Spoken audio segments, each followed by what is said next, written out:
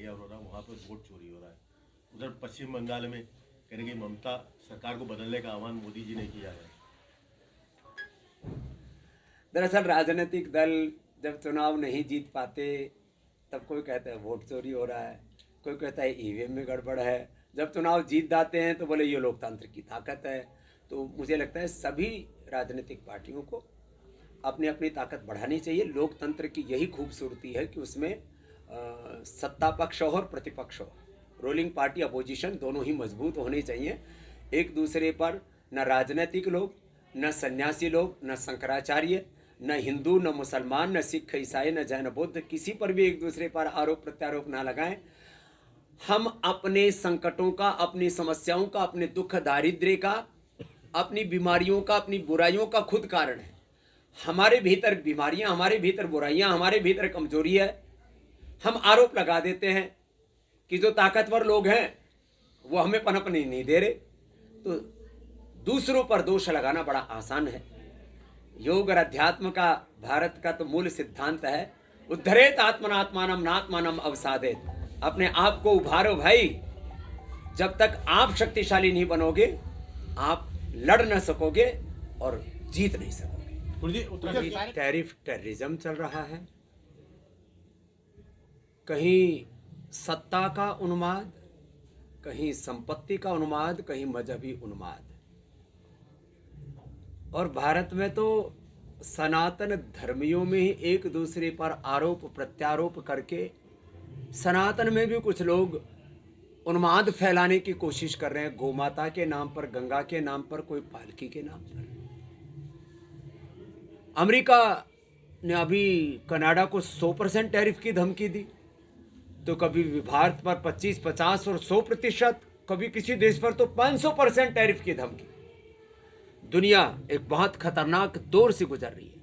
ऐसे में हमें एक भारत श्रेष्ठ भारत, एक स्वस्थ, समृद्ध, संगठित, विकसित भारत बनाना है तो स्वदेशी शिक्षा, स्वदेशी चिकित्सा, स्वदेशी सनातन जीवन पद्धति और अपने सनातन विरासत को सर्वोपरि गौरव और महिमा देते हुए आज गणतंत्र दिवस पर अपने कर्तव्य पथ पर प्रतिबद्धता के साथ इस रूप में आगे बढ़ने की आवश्यकता है कि हम भारत को दुनिया की सबसे बड़ी आर्थिक शक्ति, सबसे बड़ी सैन्य शक्ति, सबसे बड़ी राजनीतिक, सामाजिक और आध्यात्मिक शक्ति के रूप में विकसित कर पाए और पूरी दुनिया भारत से प्रेरणा ले पाए। इसके लिए आज 77वें गणतंत्र दिवस पर मैं सब देशवासियों से आह्वान करता हूं कि सब स्वदेशी का व्रत लें और मैकाले की शिक्षा का बहिष्कार करें, एमएनसीज का बहिष्कार करें, सारे बुराइयों का और सब प्रकार के आपसी लड़ाई झगड़ों का बहिष्कार करके हमें भारत की एकता, अखंडता और संप्रभुता को सर्वोपरि रख करके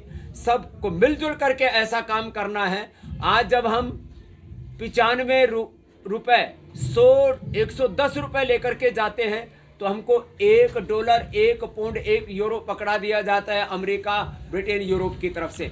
मैं वो दिन देखना चाहता हूं जब हमारा $1 $100 के बराबर हो। और वो हो सकता है यदि हम 140 करोड़ भारतीय अखंड प्रचंड पुरुषार्थ करें।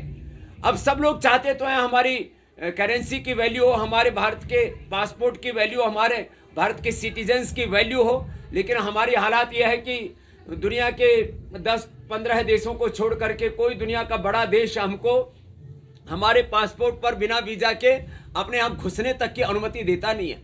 हमने अपनी करेंसी की हालात बहुत निम्नतम स्तर पर ले आए हैं हम। आज यदि हमने अपने देश को शक्तिशाली नहीं बनाया तो अमेरिका से लेकर के, चाइना से लेकर के, यद्यपि आज रसिया हमारा मित्र है, लेकिन हमने अपने आप को शक्तिशाली नहीं बनाया तो सब मुंह फेर लेंगे। आज पाकिस्तान से लेकर के बांग्लादेश और दुनिया के बहुत सारे देशों में भारत विरोधी ताकतें सर उठा रही है। एक तरफ हमें इस गणतंत्र दिवस पर अपने स्वधर्म का संकल्प लेना है तो हमारे जो दुश्मन देश हैं, जो भारत विरोधी, सनातन विरोधी ताकतें हैं, उनको भी मुंह तोड़ जवाब देने के लिए सारे भारत को एक परिवार की तरह एकजुट होना होगा। न तो साधु संतों में, न तो शंकराचार्यों में कोई राड़ हो, कोई फसाद हो। ना ब्राह्मण क्षत्रिय वैश्य शूद्र के नाम पर, न जाति वर्ग समुदाय के नाम पर, न भाषाओं के नाम पर, न प्रांतों के नाम पर किसी भी प्रकार का प्रांतवाद का उन्माद हो, न भाषावाद का उन्माद हो, न कोई सांप्रदायिक उन्माद हो।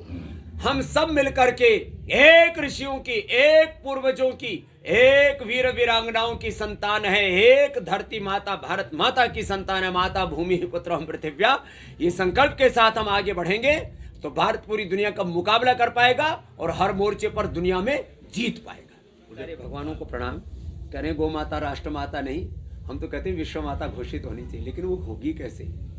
माना कि कानून भी बन गया कि भाई गौ माता राष्ट्र माता घोषित हो गई। हमने तो कहा गौ माता विश्व माता, गाओ विश्वस्य मातरा, हमने घोषित कर दिया। गौ माता बचेगी कैसे? नंदी बचेंगे कैसे? गो आधारित कृषि और ऋषि प्रधान देश से कैसे होगा? जब तक सुबह उठ कर के हम गोधन अर्क का सेवन नहीं करेंगे, गोघृत का सेवन नहीं करेंगे, घरों में स्वच्छता के लिए चौके के लिए गोबर का, गोनैल का प्रयोग नहीं करेंगे, जब तक गो आधारित कृषि नहीं होगी, जब तक गोचर भूमि सुरक्षित नहीं होगी, उसके लिए गांव में कमेटियां नहीं बनेंगी।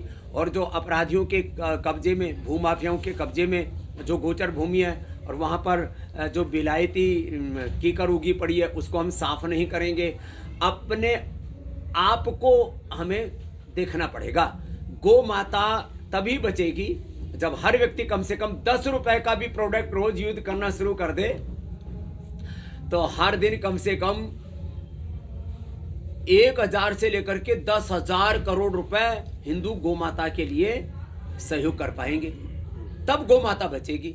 तो गो माता राष्ट्र माता घोषित हो, इसके साथ साथ हर एक हिंदू एक गाय पाले।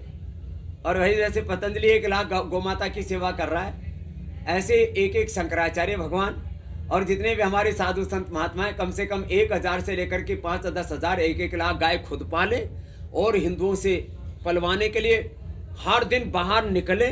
हमें अपने मठ मंदिरों से बाहर निकलना होगा। सुबह 3-4 बजे से लेकर के रात के 10 बजे तक पुरुषार्थ करना पड़ेगा। खाली बयानबाजी से बात नहीं बनेगी। हमारी संस्कृति तो पुरुषार्थ चतुष्टय के धर्म अर्थ काम मोक्ष की सिद्धि पुरुषार्थ से होगी, खाली लफाजेबाजी से नहीं होगी। देखिए,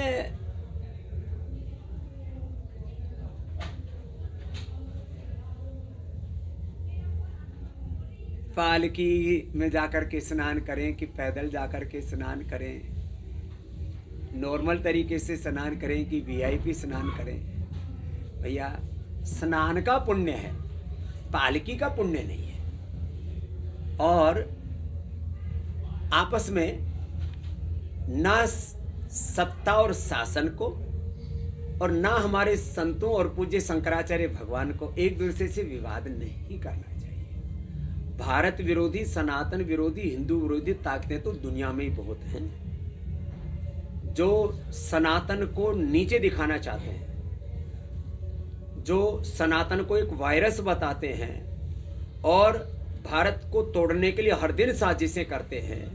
तो भैया हम कम से कम भारत में रहने वाले हिंदू, मुसलमान, सिख, ईसाई सब पहले तो ये माने कि हम सबके पूर्वज एक हैं। हम एक पूर्वजों की, एक वीर वीरांगनाओं, एक ऋषि ऋषिकाओं की, एक धरती माता, एक भारत माता की संतान है।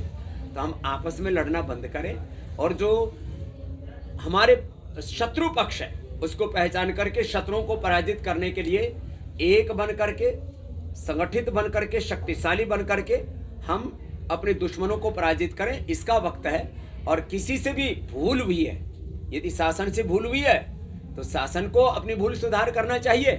और यदि शंकराचार्यों ने ताओ में आकर के किसी को बाबर और औरंगजेब कहा है, वो भी ठीक नहीं है। देखो, आपस में ऐसे किसी को भी नीचा कहना, किसी के ऊपर लांछन लगाना, किसी के बारे में ओछी बातें करना, ये तो ओछापन है। स्वामी जी